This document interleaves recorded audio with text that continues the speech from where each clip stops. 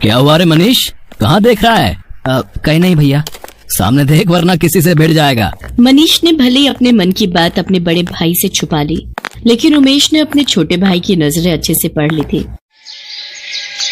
ये ले छोटे, वो क्या कहते हैं, हैप्पी वाला बर्थडे।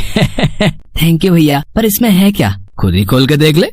मनीष ने कुछ ही मिनटों में वो तोहफा खोल लिया और फिर, अरे भैया, पर आपको कैसे पता चला कि मुझे ये जूते पसंद हैं? मेरा छोटा भाई है तू, तुझे क्या लगता है तू कहेगा तभी तेरे मन की बात समझूंगा क्या? लेकिन ये जूते तो बहुत महंगे हैं भैया, आप इतने सारे पैसे कहाँ से लाए?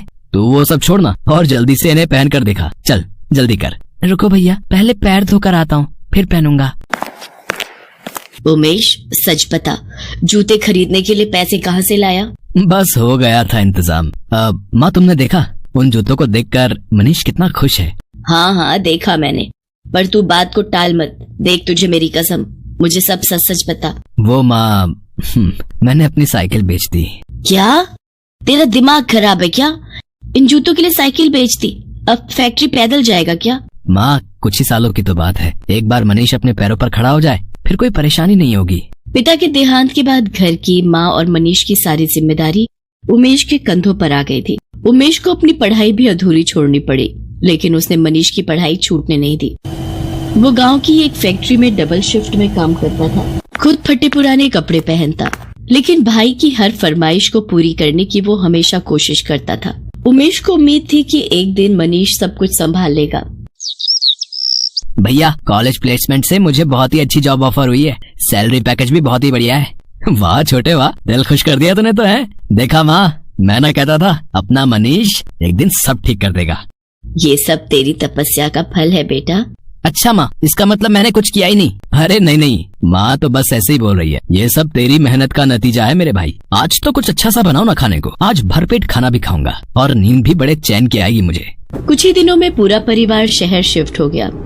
मनीष को अच्छी सैलरी के साथ साथ शहर में रहने के लिए ऑफिस की तरफ से एक बढ़िया फ्लैट भी मिला था। सब कुछ अच्छा चल रहा था। मनीष ने घर चलाने की जिम्मेदारी संभाल ली थी और उमेश माँ का ख्याल रख रहा था। लेकिन काश ये सब हमेशा के लिए होता। कुछ ही वक्त में दोनों भाइयों के अपने अपने परिवार हो गए। उमेश की पत्नी माला गांव की एक सीधी सादी लड़की थी, जबकि मनीष की बीवी राम्या का ताल्लुक शहर की हाई क्लास सोसाइटी से था। राम्या बहू, बुरा मत मानना, पर एक बात है, तुम ना जब भी अपने जेठ के सामने आया करो तो थोड़ा सा कपड़ों का ख्याल रखा करो। वो रिश्ते में बड़ा है तो। ये किस जमाने की बात कर रही हैं माँ जी आप? मैं पढ़ी लिखी शहर की लड़की हूँ, कोई गांव की गवार नहीं। ये सब नाटक मुझसे नहीं होगा, ये समझ लीजिए। राम्या अपनी सास को झिड़क कर वहां से चली गई। इत्तेफाक से उमेश उस वक्त वहीं पर था और उसने सब कुछ सुन लिया। जैसे मैं मनीष का भाई हूँ वैसे ही राम्या का भी हूँ, तो ये सब आप रहने दो। वो आज के जमाने की लड़की है, उसे अपने हिसाब से जीने दो। अब ऐसा करूंगा कि मैं ही उसके सामने कम पड़ूंगा आपसे। उमेश ने फिलहाल तो बात संभाल ली, लेकिन ये सब यहीं खत्म नहीं होना था। देखो मनीष, अब बहुत हो गया, मैं अब इन गवारों के साथ और नहीं रह सकती। राम्या देखो, थोड़ा बहुत एडजस्ट तो करना पड़ेगा ना, आखिर वो मेरी फैमिली है। हाँ, तो मैं भी तुम्हारे लिए अपनी फैमिली छोड़कर आई हूँ, और वैसे भी फैमिली वो होती है जहाँ सब एक दूसरे का हाथ बटाए। लेकिन यहाँ तो उल्टी गंगा बह रही है। छोटा भाई मेहनत करता है और बड़ा भाई बैठकर सिर्फ रोटियां तोड़ता है। आगे हमारी भी औलाद होगी, तब भी क्या तुम उससे पहले इन सब के बारे में सोचोगे क्या? मनीष कब राम्या की बातों में आ गया उसे पता ही नहीं चला। उमेश ने उसके लिए क्या कुछ किया था, वो सब कुछ मनीष के दिलो दिमाग से मिट चुका था। ओह गॉड भाभी, ये क्या किया आपने? माफ करना राम्या, मैं तो बस इसे साफ कर रही थी, गलती से गिर गया मुझसे। बस भाभी, सब समझती हूँ मैं, सब कुछ मुफ्त का मिल रहा है, वो क्या कम है जब घर का सामान भी तोड़ना शुरू कर दिया आपने? बस राम्या, ये तुम कैसे बातें कर रही हो माला से? उसने कहा ना कि गलती हुई उससे, फिर बात को इतना तूल देने की क्या जरूरत है? जरूरत है, क्योंकि अब मुझे और मनीष को अपने बारे में सोचना है, जो आप सबके साथ होते हुए पॉसिबल नहीं है। साफ साफ सुन लीजिए, अब आप सबका ठेका हम और नहीं ले सकते। और हाँ, माँ जी को भी साथ लेते जाएगा, क्योंकि उनके साथ एडजस्ट करना भी बहुत मुश्किल है हमारे लिए। राम्या की बातें सुनकर उमेश को गहरा धक्का लगा, उससे भी ज्यादा इस बात से कि मनीष वहीं पास में खड़ा था और ये सब कुछ चुपचाप सुन रहा था। मनीष, तो कुछ नहीं कहेगा क्या? मैं क्या कहूँ भैया, मैं मानता हूँ कि राम्या के बोलने का तरीका थोड़ा कड़वा जरूर था, लेकिन असल में कुछ गलत तो नहीं कहा उसने। अच्छा, तो तू भी बोल देना साफ साफ कि हम सब भारी पड़ रहे हैं तुझ पर। ऐसे गलती मेरी ही है, तुझसे इतनी उम्मीद नहीं लगानी चाहिए थी मुझे। शुक्र है कि आपको ये बात समझ में तो आई, और अब जब आप समझ ही गए हैं तो उम्मीद है कि आगे क्या करना चाहिए ये भी आप समझ ही गए होंगे। मनीष इशारा दे चुका था और उमेश ने समझ भी लिया था। वो माला और अपनी माँ के साथ मनीष के घर से चला गया। हालांकि वो गांव वापस नहीं गया, बल्कि शहर में ही एक किराए का कमरा लेकर उसमें रहने लगा। कुछ ही दिनों में उसे पहले की तरह एक फैक्ट्री में काम भी मिल गया, और इस तरह दोनों एक ही शहर में रहते हुए भी एक दूसरे से बहुत दूर हो गए। मनीष जी, आपकी पत्नी की हालत बहुत क्रिटिकल है, बहुत ब्लीडिंग हो चुकी है। अगर अभी ब्लड अरेंज नहीं हो पाया तो माँ और बच्चे दोनों को बचाना बहुत मुश्किल होगा। नहीं डॉक्टर साहब, ऐसा मत कहिए। आपको जितने पैसे चाहिए मैं देने के लिए तैयार हूँ, पर मेरी बीवी और मेरे बच्चे को बचा लीजिए प्लीज। देखिए, यहाँ बात पैसे की नहीं है। हम हर जगह पता कर चुके हैं, पर आपकी वाइफ का ब्लड ग्रुप कहीं भी अवेलेबल नहीं है, तो आपको किसी डोनर को ही ढूंढ कर लाना होगा, और वो भी बहुत जल्दी।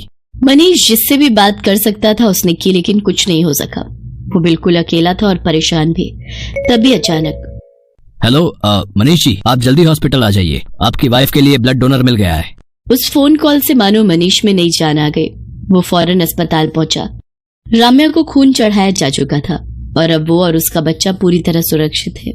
डॉक्टर, मैं उस डोनर से मिलना चाहता हूँ जो मेरे लिए भगवान बनकर आया है। आप जाकर मिल लीजिए।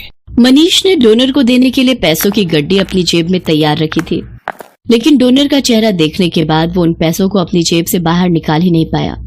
उल्टा उसकी आंखों में शर्मिंदगी के आंसू बहने लगे। भैया, आपने बचाई राम्या की जान?